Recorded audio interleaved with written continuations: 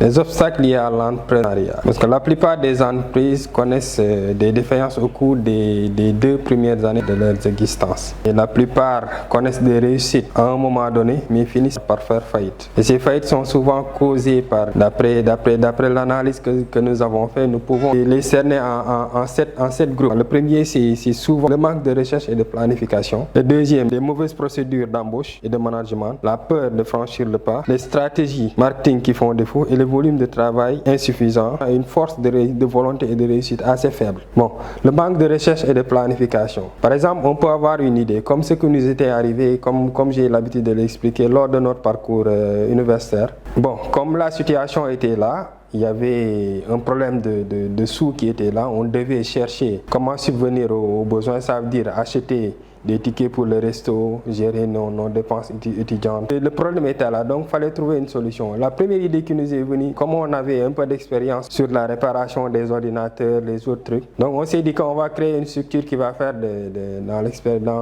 la maintenance des ordinateurs. Entre amis comme ça, on s'est réunis, on a créé la chose. On a commencé à se lancer. Bon, quelques mois après, on a eu un petit marché de maintenance au niveau du campus avec les étudiants. Bon, ça a démarré, on y a cru. Mais on n'avait pas pris le temps de bien étudier le marché. Ça veut dire qu'on n'avait pas pris le temps de préparer le projet, de savoir qu'est-ce qu'il faut faire à un moment donné, comment attirer les clients, quel est le budget qu'il nous faudra pour la publicité, combien de budget nous faudra pour les déplacements. Tous ces détails-là, on n'avait pas pris en compte. Donc on s'est dit que l'idée était là, on était jeunes, on était ambitieux. On s'est dit qu'on va se lancer comme ça. On s'est lancé et puis bon, ça a pris un coup, comme tout début de projet. Les amis étaient là, ils avaient donné leurs ordi, on faisait des trucs, on gagnait des petits miettes. Mais à un moment donné, le marché s'est arrêté et les problèmes ont commencé. Là, on s'est vu qu'on a dit que de trucs étaient très difficiles, certains ont laissé tomber parce que bon, on n'avait pas pu, pour résumer, on n'avait pas pris le temps de bien planifier le projet, de bien préparer le projet pour pouvoir, avant de l'entamer. C'était cette première erreur que nous avons faite. Et c'est cette même erreur que font la plupart des jeunes qui, animés par cette envie de faire quelque chose, se lancent dans un projet sans pouvoir planifier, sans pour autant. Je ne dis pas de prendre toute sa vie à essayer de planifier, je vais attendre que d'avoir les bonnes idées, je vais attendre de faire ceci, je vais attendre ceci. Mais planifier le minimum possible. Ça veut dire que le projet est là, c'est ça que je veux faire. La première étape, c'est ça. La deuxième étape, c'est ça. La troisième étape, c'est ça. Et je vais atteindre mon objectif avec ça. Mais quand on prend tout son temps à planifier, ça veut dire que je vais attendre d'avoir les sous, je vais attendre de faire des trucs, ainsi de suite. C'est pas de ça que je parle. Le but premier, c'est d'avoir une idée claire du projet que l'on veut faire. Et que je veux démarrer un projet. C'est ça, avec ça que je vais commencer, step by step. Je commence d'abord avec ça.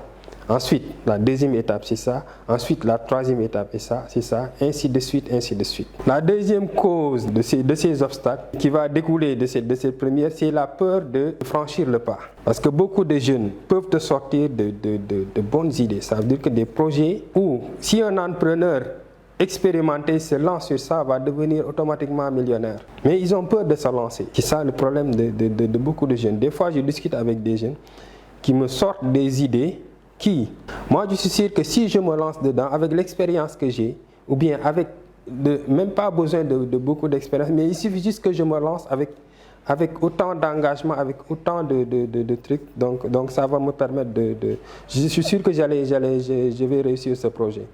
Mais eux, à leur niveau, ils ont peur de franchir le pas. Ils ont peur de se lancer dans cette aventure, parce que souvent bloqués par ce que j'appelle les contraintes sociales. Ça veut dire que les amis qui sont là, qui te disent que ça ne va pas marcher, les parents qui te disent que va chercher un boulot au lieu de se lancer dans un truc, vaut mieux avoir un salaire, on n'a pas de riz à la maison, on n'a pas ce truc. Tout le temps, tous ces détails-là vont faire que tu vas te geler là où tu es. Vous comprenez? Mais quand on a, comme dit Napoléon Hill, dans son livre Réfléchissez et devenez riche, il nous dit que quand on a un but à atteindre, quand on a un désir très fort à atteindre, et on est sûr de réussir, on doit donner tout ce qu'on a pour pouvoir atteindre ce but et réaliser son rêve. Cela doit nous permettre au moins de pouvoir allumer l'interrupteur qui va nous permettre d'aller en avant. Mais beaucoup de jeunes ont peur de franchir ce pas parce que nous vivons dans une société où bien nous avons subi une éducation qui nous prépare déjà à être des employés, à recevoir des salaires, avoir un bon boulot et ainsi de suite. Et tout le monde ne peut pas être géré par le système, tout le monde ne peut pas être géré par l'État.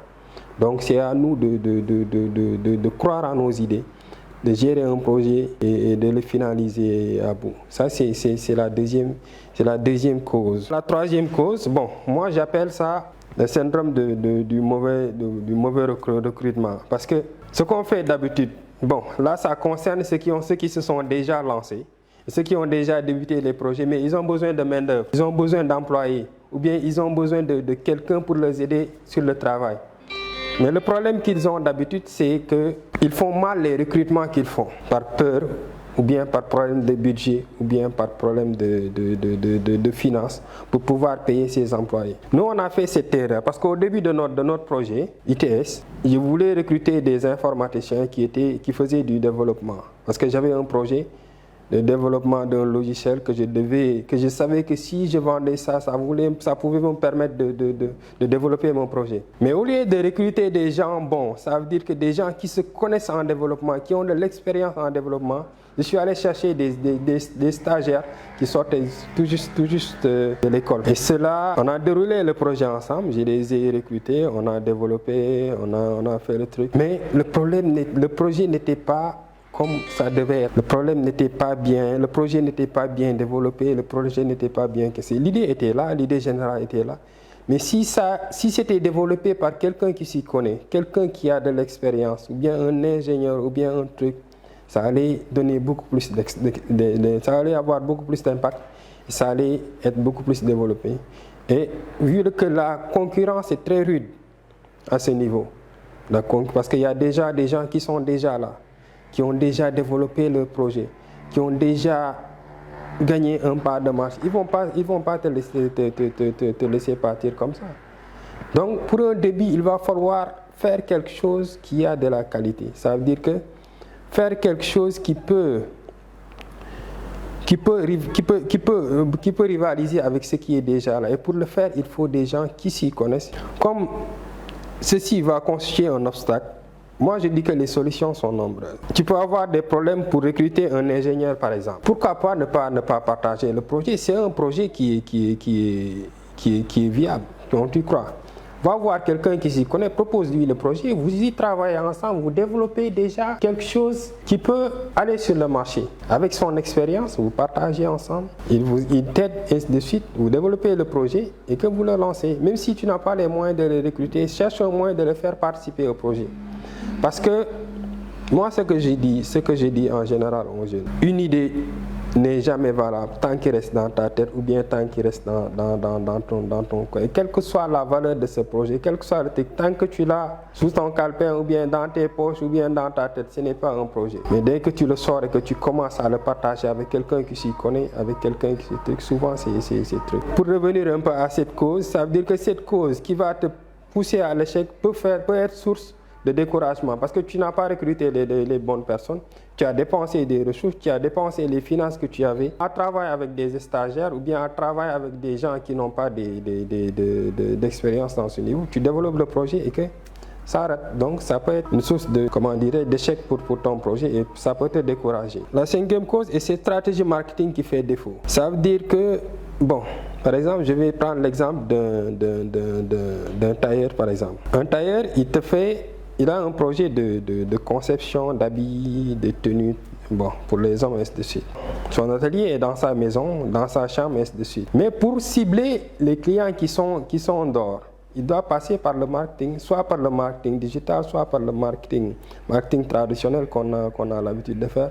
Mais si ce marketing n'est pas très bien fait ou bien n'est pas très bien étudié, ou bien n'est pas très bien planifié, tu auras des problèmes pour vendre. Quand on parle de marketing, on le touche sur plusieurs côtés. La façon de présenter le produit, la façon de faire le produit, la qualité qui doit pouvoir concurrencer avec ce qui est déjà là. Donc tous ces détails-là peuvent faire que ton projet échoue. Donc tous ces détails-là, c'est à prendre des charges. Tout ce que nous sommes dans un monde où les réseaux sociaux pèsent un gros poids sur le marketing actuellement. Donc tous ces détails-là doivent être étudiés minutieusement.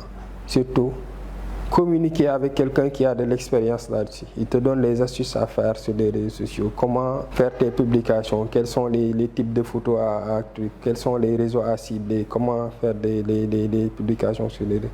Ça peut te permettre de vendre, ça peut te permettre de viabiliser son projet, ça peut te permettre aussi de faire avancer ton projet. Pour venir à la sixième, moi je l'appelle un volume de travail insuffisant. Par exemple, la plupart des jeunes entrepreneurs ne s'investissent pas, comment dirais-je, à fond sur le projet qu'ils ont. Par exemple, tu es à tes débuts, tu sais que tu n'as pas assez de moyens, tu n'as pas assez d'argent, tu as juste ton idée. Mais c'est les manques que tu as, tu dois pouvoir le compenser avec le travail, avec le volume de travail que tu te mets sur ton projet, avec la concentration sur ton projet, avec le temps que tu dois mettre suffisamment sur le projet. Parce que là, au début, tu peux être enthousiaste, tu peux être motivé. Mais à un moment donné, on sent souvent qu'au fil du temps, on commence à se relâcher. Si on voit les premiers résultats arriver, on commence déjà à se relaxer sur le volume de travail que nous avons. Et ça aussi, ça peut être une cause d'échec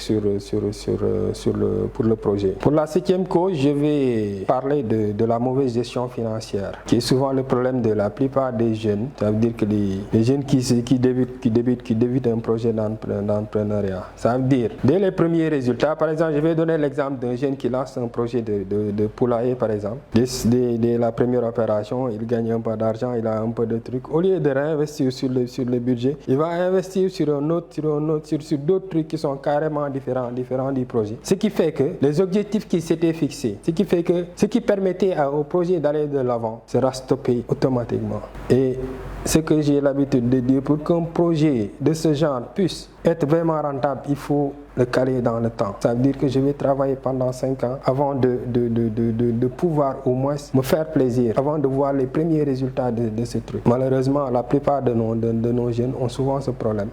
Dès les premiers résultats, ils commencent à investir sur d'autres trucs qui sont carrément différents des projets. Donc la gestion financière est très importante pour un projet. Être discipliné dans la finance, moi je dis ça, il faut être discipliné dans la finance, soit tenir une comptabilité, être exigeant envers sa personne, être exigeant envers ses employés en termes de dépenses qui sont carrément différents du projet. Je crois que c'est l'essentiel qu'on peut dire sur ces 7 causes, généralement qui nous retiennent, qui causent la plupart des échecs des entreprises que nous avons, ou des entreprises jeunes qui viennent de naître, qui ont du mal à décoller. Donc en résumé, c'est ce qu'on peut dire sur ça. Et c'est aussi un résumé de l'ensemble des expériences que nous avons eues, parce que nous avons tous fait ces erreurs. Mais ces erreurs nous ont permis aujourd'hui de voir beaucoup plus clair, afin de pouvoir quelque chose de plus grand que ce qu'on avait comme problème au début. Donc là, comme j'ai l'habitude de le dire, la vie d'un entrepreneur, c'est fait d'échecs, c'est fait de problèmes. Et ces problèmes nous permettent de gérer des problèmes beaucoup plus grands